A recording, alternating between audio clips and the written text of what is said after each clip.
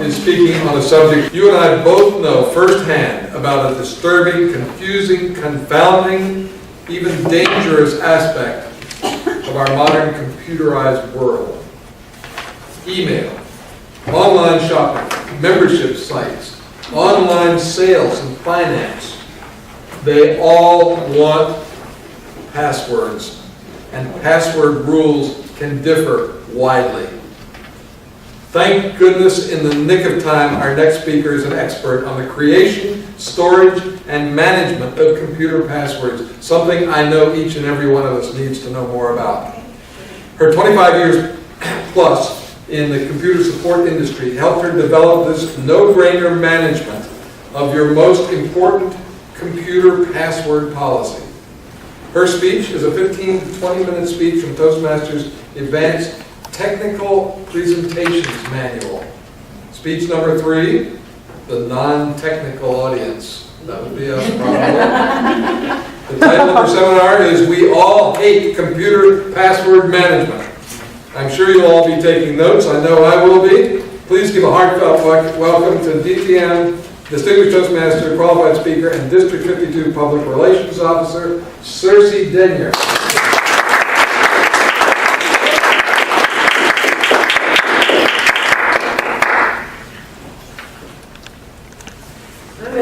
Official Toastmaster thing here.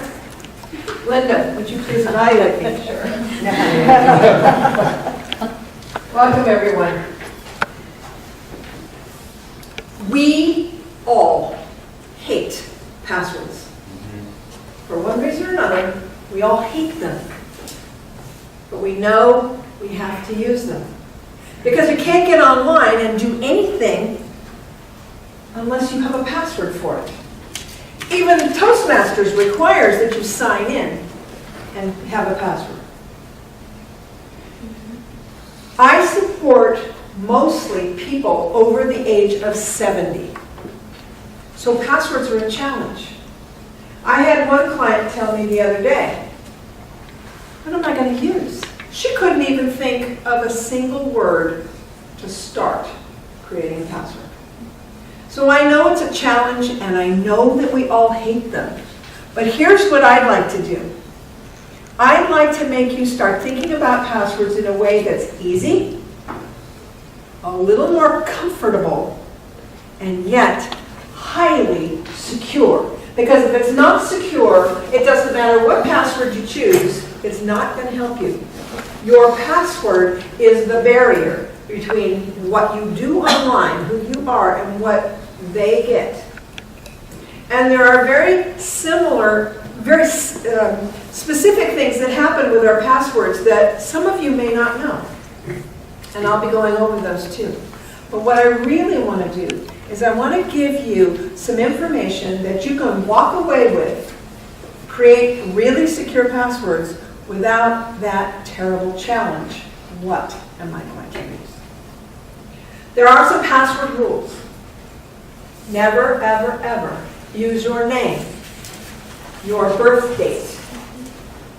Now the reason for that is because your name and your birth date actually can be found out about you by perfect strangers. So you don't want to use those. You don't want to use the word password in any format. And I'm going to go over a format that you think, oh, I can use that word, but I can change things. Never use that word at all. The other things are, you want to make sure that that word cannot be looked up in any dictionary. Merriam-Webster, a technical dictionary, no dictionary. Now, why is that? Passwords are hacked not by people, but by machines. And machines are fed entire databases of words, real words. My name's in there somewhere, and my name's unusual. But words are put in these databases, and the machine, going so fast, goes through every word possible and guesses your password. Most people's email is hijacked, meaning their email address and their password is harvested and then used to send out email to their entire contact list every single day. It's mostly done in public internet locations. The most popular of those is the airport.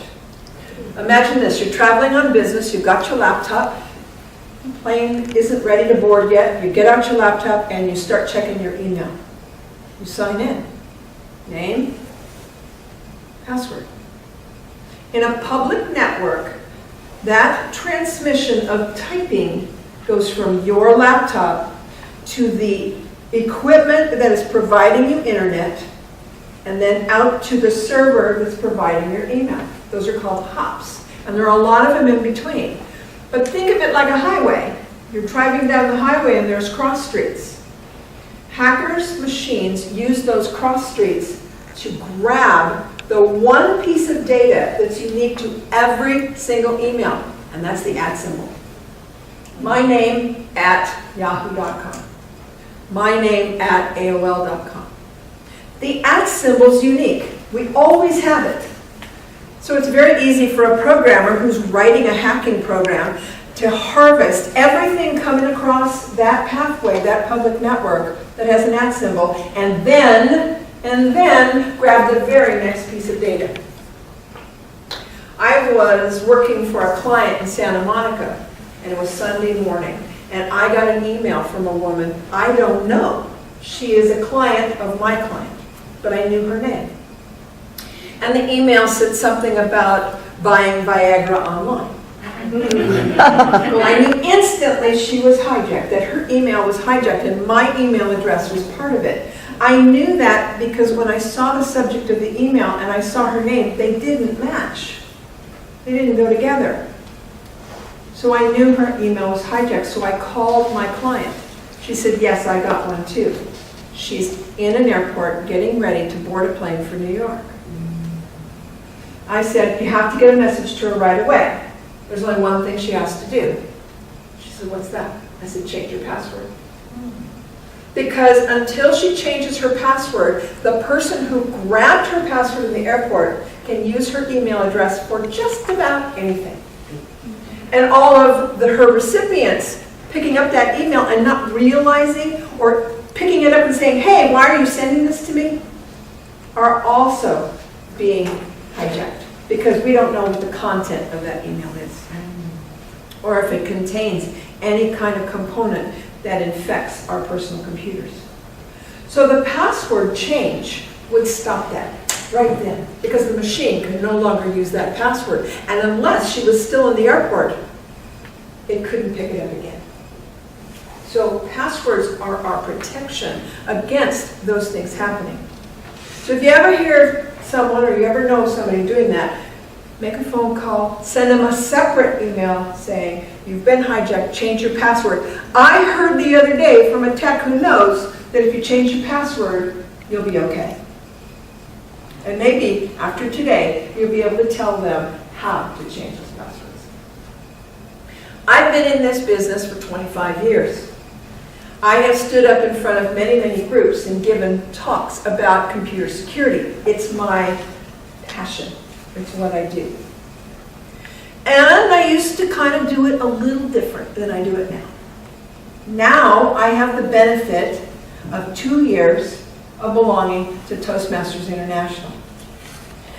Toastmasters has 10 skills that they taught me at the very beginning, during my first year, to give the information that I had all along to audiences in a manner that was more well received.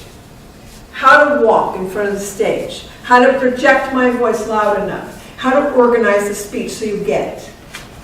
Hopefully today you will hear those skills behind the scenes in the information that I give you. And if you have any interest in Toastmasters at all, we have materials on the table over there, so you can find out about that.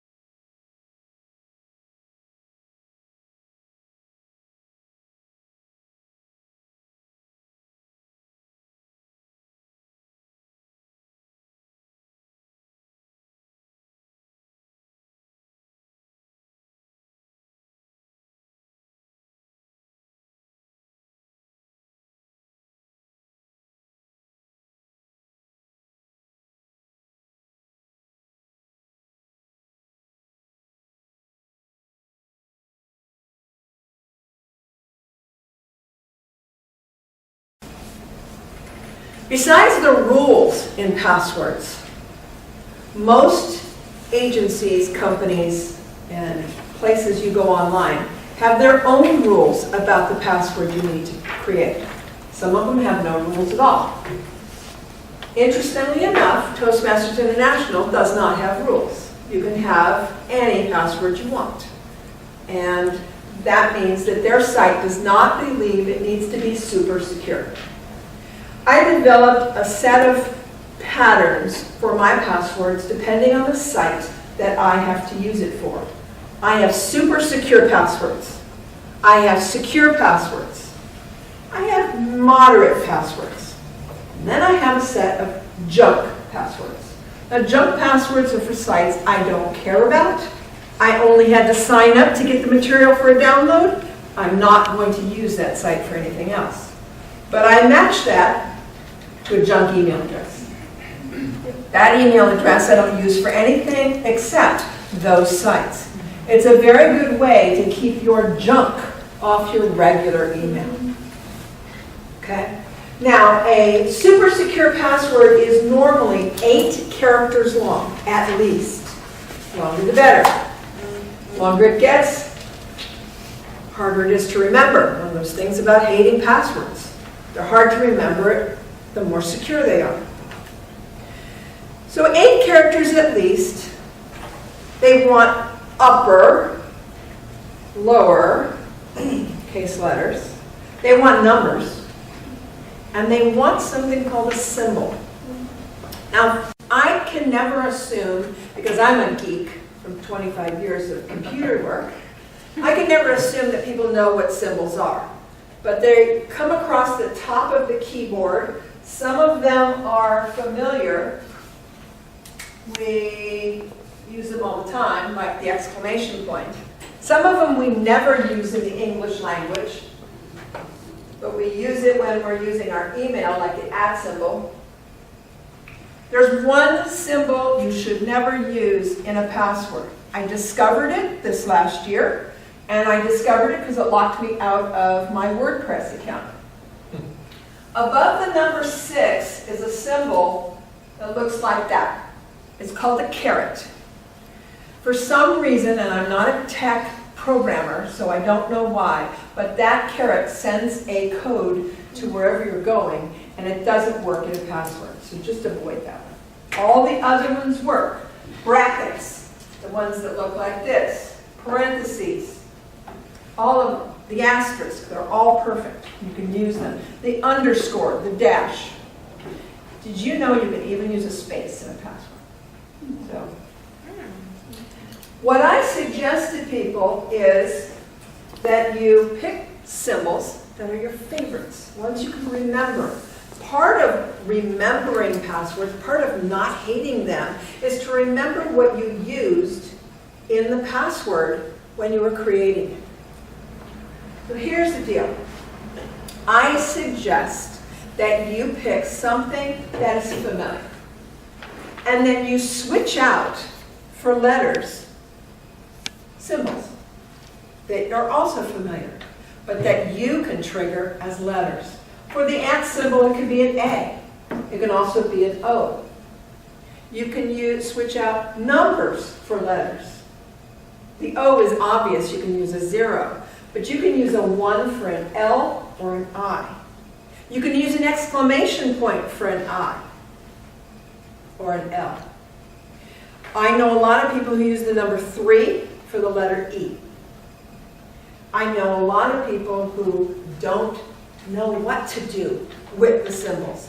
So on this handout that's over there, if you didn't get one, I have a bunch of suggestions on the one of the pages that tell you how you can swap out letters for symbols and how you can swap out letters for numbers. I'm hoping that that makes it easier for you. But I want to show you a couple examples that I use because I do something else that makes it easy to remember passwords. Because I have a ton of them. Lots of places I have to go and use passwords. And they're all different. But here's what I do. I take a phrase, something I like, that relates to the site that I'm going to. Okay? Let's try this.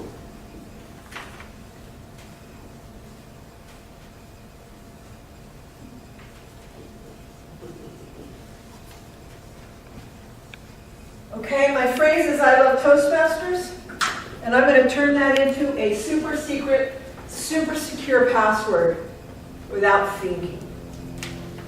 The first one is I'm going to use the letter I because I'm going to use it as a capital letter. Why do I do that? In some fonts, the I looks like an L. I can't tell the difference. Capital I usually does not. Okay? Then I'm going to do love.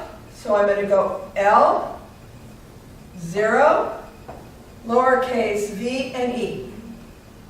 Okay, that's the first section. Then I'm going to repeat the tall T, 0, an @ symbol, lowercase m, capital A, $, T, lowercase t, E, R, S. I only needed one number, one capital, one lowercase, and one symbol to make it secret.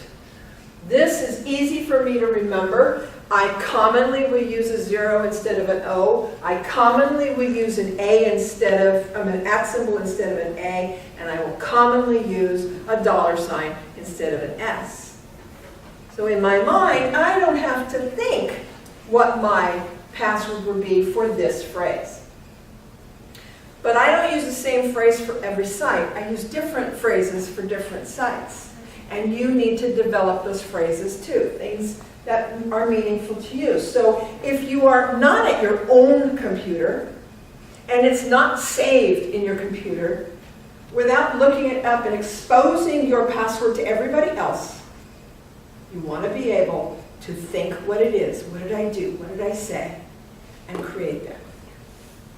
I recommend that you use phrases like that to start, and the ending is something else. So the password is different for each site, but the phrase is up here, familiar. Okay. That is really, really important. But now, sometimes, if you're like me, what was that phrase? Oh my God, I just changed it last week. How am I going to remember? And where do I keep track of these things? But it's not just the passwords.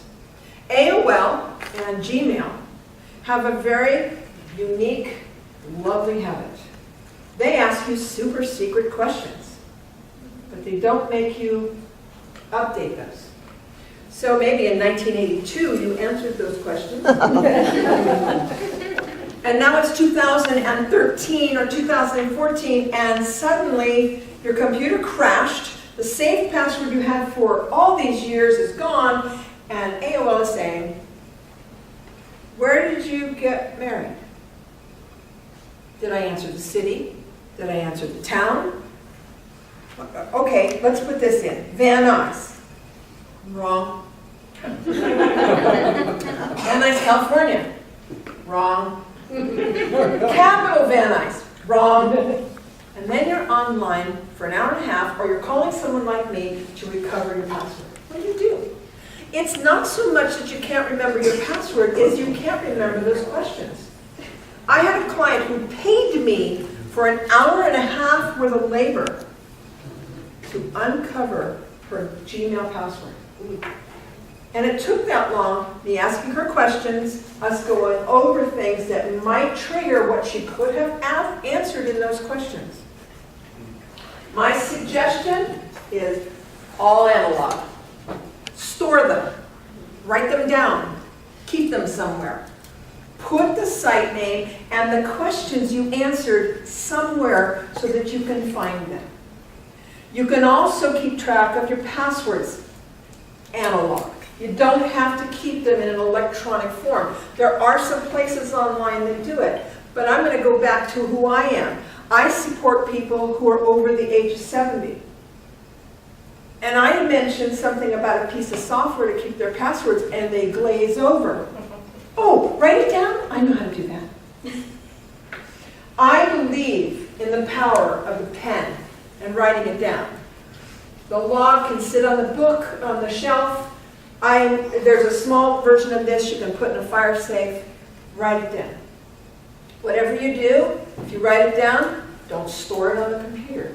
If it's a laptop and it's stolen, not only have they stolen your laptop, they've stolen every password you have. If you're like me, you might have 15 or 20 of them.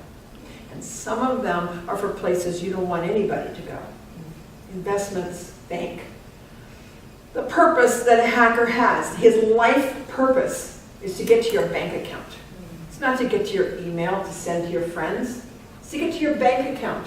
It is easier for a hacker to steal your ID and take money out of your bank account than it is for them to walk in a store and steal a candy bar off the shelf.